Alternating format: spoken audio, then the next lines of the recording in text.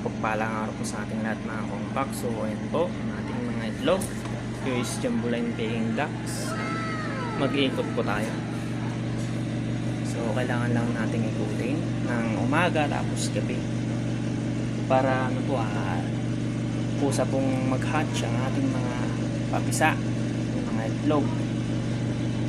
Ayan, ikutin lang po natin itong ating mga salang na US Jumbo eggs. Yan. Mga kukutin lang natin.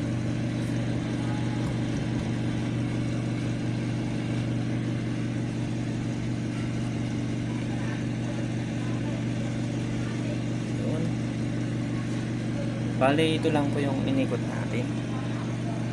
Tapos sa kabila, huwag muna natin itong gagalawin kasi kakalagay natin kagabi. Mag 24 hours pa po siya bago natin galawin. Yan. So, ayun mga kongbak. Tapos na naman na tayong nag-ikot. Yan.